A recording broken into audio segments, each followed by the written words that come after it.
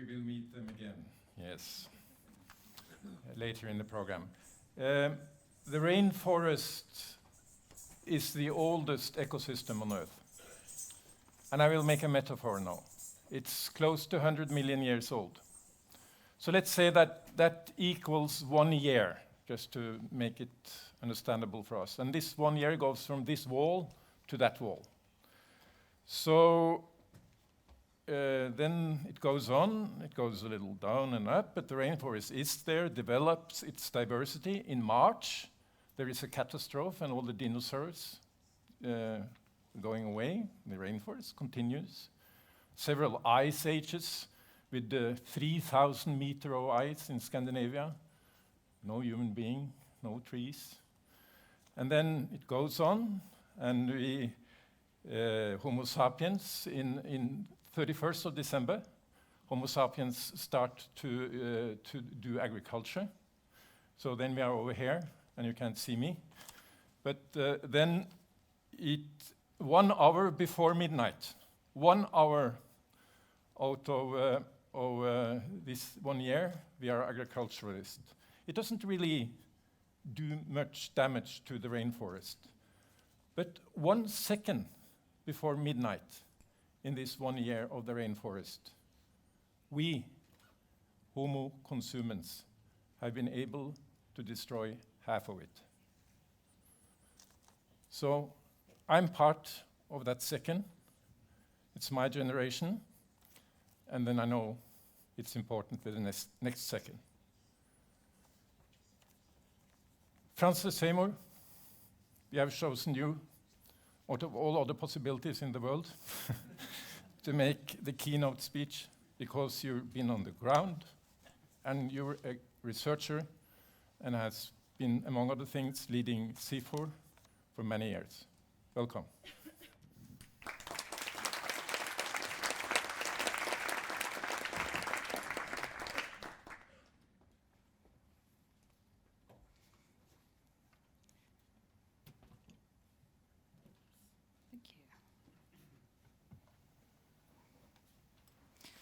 So thanks, Doug. No pressure, I guess.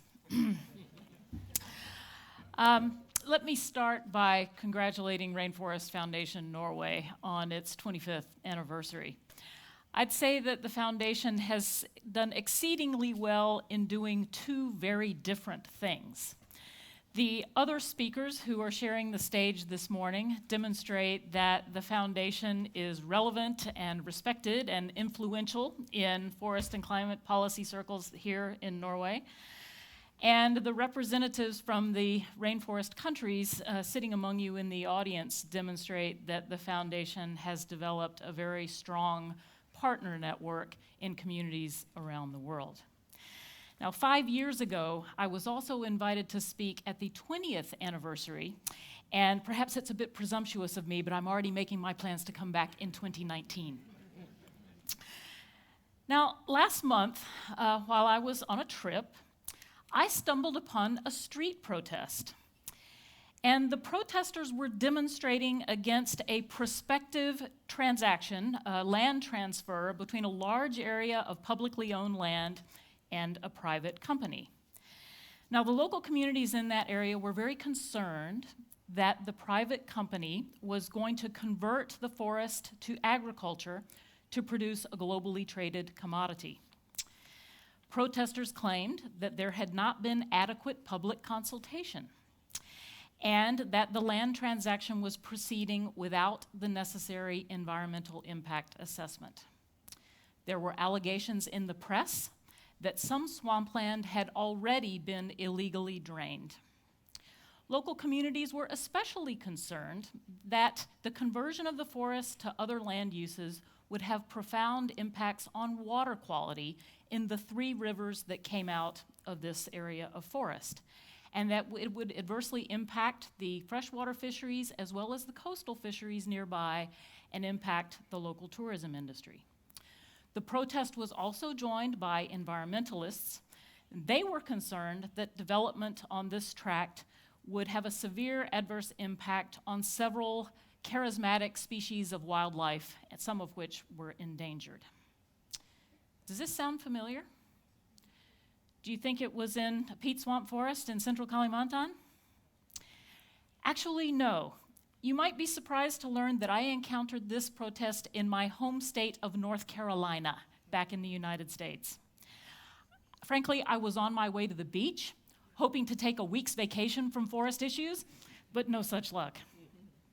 In this case, it was a pine forest that was threatened to be converted into cornfields and housing developments. And the threatened species were bears and wolves and woodpeckers. My point, of course, is that the role of forests in sustainable development is a contested topic wherever there are forests. So while our focus today is on rainforests, the issues are relevant to dry tropical forests, to temperate forests, and indeed to forests everywhere. I'd like to use my time today to convey 3 messages. First, the science is clear. Forests are important to development and to poverty reduction through the mechanism of climate change. Second, the scientific and economic evidence is growing that the direct importance of forests to development and poverty reduction has been vastly underestimated. And third, that the politics of forest protection can work when it's aligned with other development objectives. Now, I'm sure I don't need to spend much time convincing this audience that the climate change is looming as a large obstacle and perhaps the largest obstacle to development goals. Millions of the world's poorest people perch on hillsides that are prone to landslides. They farm arid areas susceptible to drought, or they live in coastal cities vulnerable to storms and to rising sea levels. And all of these are likely to become more frequent and more severe as the Earth warms. And in the words of the recent Intergovernmental Panel on Climate Change report on impacts, adaptation, and vulnerability, risks of extreme weather are amplified for those lacking essential infrastructure and services or living in poor quality housing and exposed areas.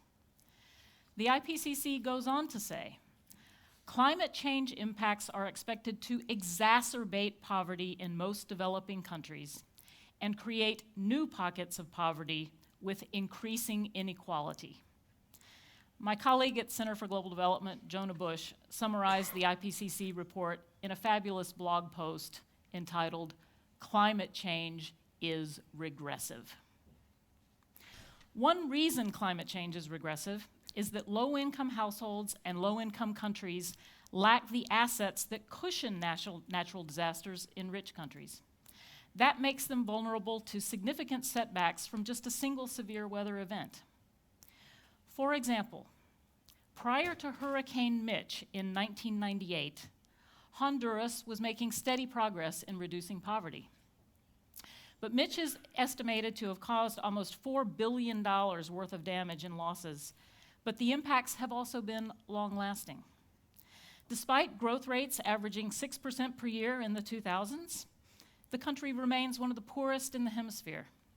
And according to the World Bank, 6 in 10 rural households remain in extreme poverty. The experience in Honduras illustrates a broader phenomenon of poor countries having their development prospects dashed by natural disasters. And a new paper just published by the National Bureau of Economic Research looked at the impacts of cyclones over a period of about 60 years. And they found robust evidence that exposure to cyclones has a dramatic effect on long-run development, and that after such disasters, national incomes decline relative to the trend before the disaster and do not recover within a 20-year period. So climate change is clearly an obstacle to development and indeed is regressive. And if you care about climate change, then you have to care about forests. Again, I don't need to convince this audience about the science showing the global significance of emissions from tropical deforestation. Indeed, the emissions avoided through Brazil's successful reduction in the deforestation rate over the last 10 years is the largest cut achieved by any country. On the other hand, the forest and peat fires in Indonesia in 1997 might well have been greater than a whole year's worth of emissions from my country, the United States. But you might be misled about the significance of forests and climate change if you are only focused on the IPCC number showing that net emissions from forest land use change are around 11%. The key word here is net. In fact, the net figure is gross emissions minus the sequestration of carbon from forest regrowth. But if we're talking about the mitigation potential of forests, it's important to take both sources and sinks into account. In other words, if we were to stop deforestation tomorrow, allow all the damaged forests to grow back, and leave mature forests undisturbed, tropical forests alone could capture some 38% of human-made emissions from other sources. So tropical forests are essential to climate stability, and climate stability is essential to development. But what if emissions from deforestation were not a cause of climate change? Would forests still be relevant to development and poverty alleviation? In fact, the scientific and economic evidence is growing that the direct contributions of forests to development goals have been vastly underestimated. Let's start with safety and return to Hurricane Mitch. One of the reasons that Hurricane Mitch was so devastating in Honduras was that deforested hillsides provided no buffer to the heavy rainfall that came with the storm.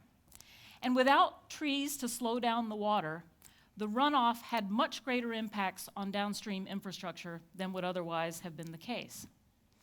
Similarly, there's plenty of research to show that coastal mangrove forests buffer wave action from storms. And a number of studies have shown that the communities that have intact rainforests between their villages and the sea suffer a lower loss of life and property than communities without such protection. So in addition to their relevance in mitigating climate change, forests also contribute to resilience to the kinds of extreme events that climate change will bring. There's also a relationship between forests and health. As we know, many of the world's people still continue to rely on medicinal plants as a first recourse in the case of injury or illness. And many of these plants are collected wild from the forest. Wild fruits, insects, bushmeat are all important to nutrition. But forest-based ecosystem services are an underappreciated contributor to health. For example, a study in one village in Indonesia estimated that the clean water provided by a protected forest resulted in 2,600 fewer cases of diarrhea in a year among a population of fewer than 14,000 households. But perhaps the most well-documented health effects are those of forest fires, particularly on respiratory health.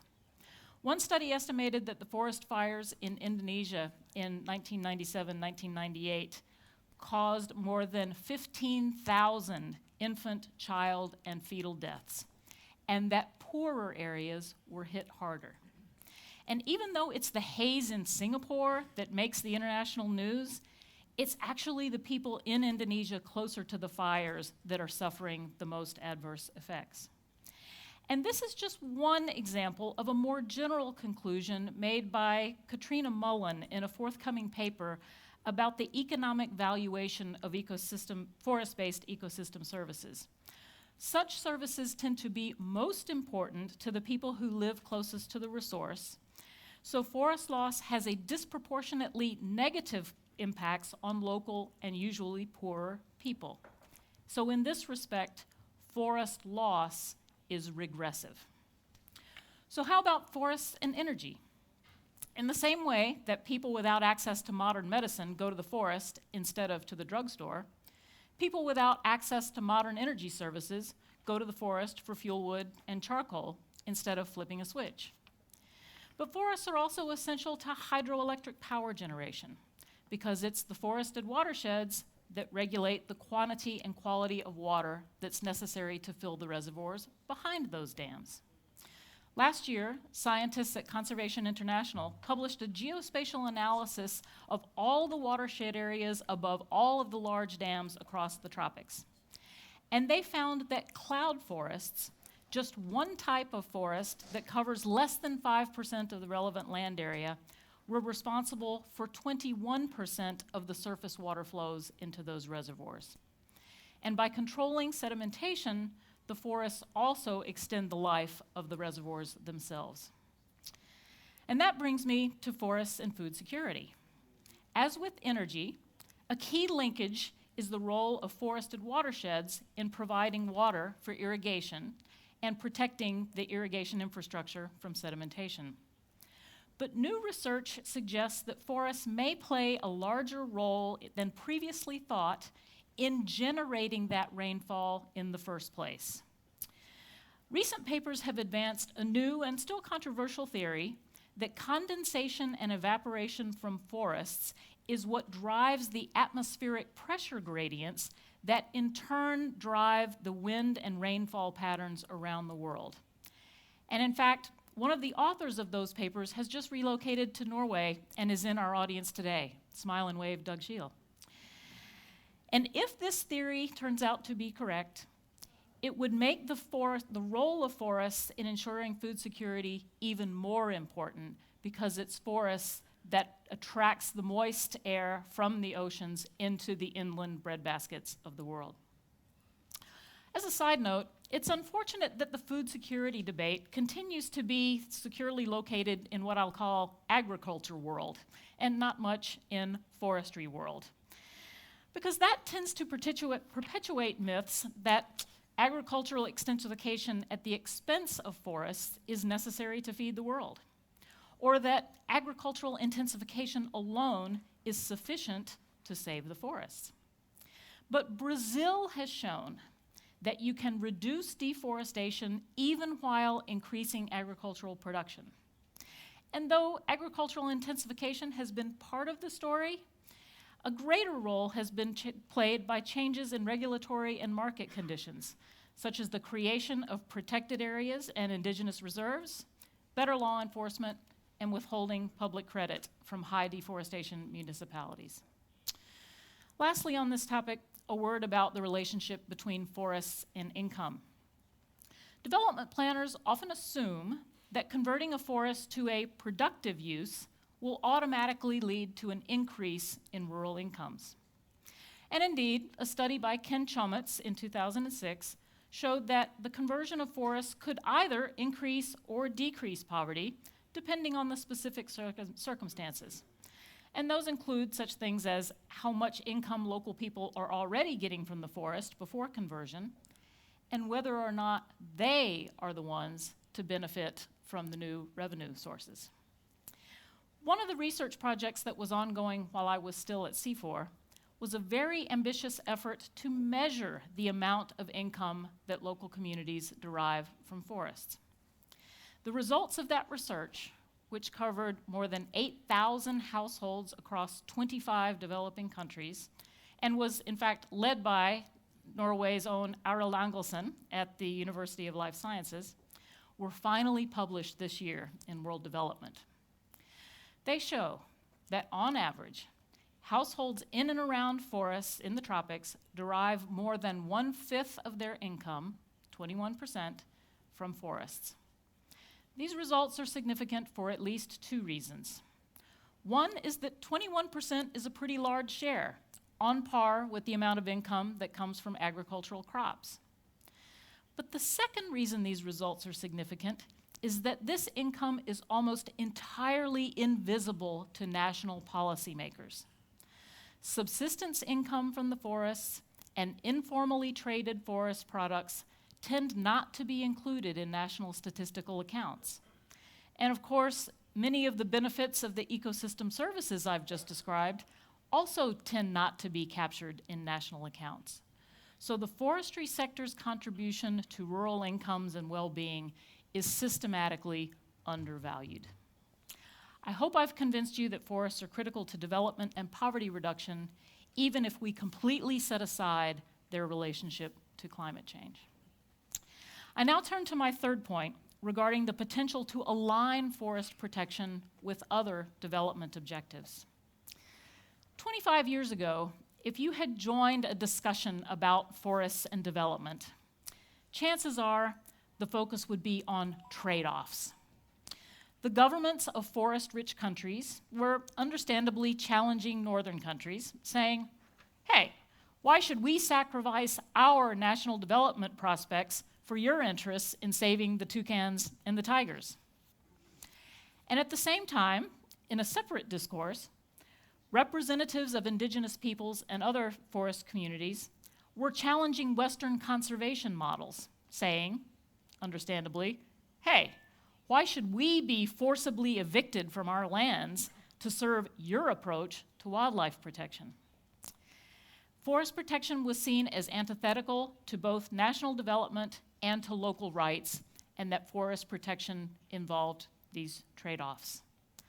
And certainly, if designed poorly, forest protection efforts could be detrimental to both. But I would argue that changes in the domestic and international politics of efforts to protect forests, along with changes in our understanding of the role of forest and the drivers of deforestation, have increasingly led to an alignment of interests on both fronts. Over the last 25 years, as I've already described, we've advanced the science of how standing forests contribute to development.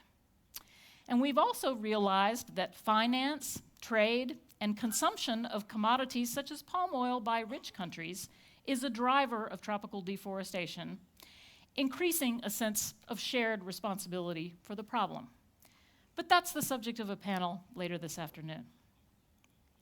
At the same time, we've also advanced the art of how forest protection efforts can be designed to promote rather than undermine multiple development objectives, including human rights. And I should say that a large part of the most recent learning has been undertaken with the support of the Norwegian government's Forests and Climate Initiative, both through the partnerships with forest countries and through NORAD's Civil Society Grants Program. The recent evaluation of that initiative provides many examples of the alignment of forest protection efforts with various development objectives. And let me highlight just a few that I think are important. First, the deployment of technology to monitor deforestation has now emerged as a powerful tool to enhance government transparency and corporate accountability. Brazil, of course, pioneered this approach by using satellite imagery to detect illegal deforestation and to mobilize response.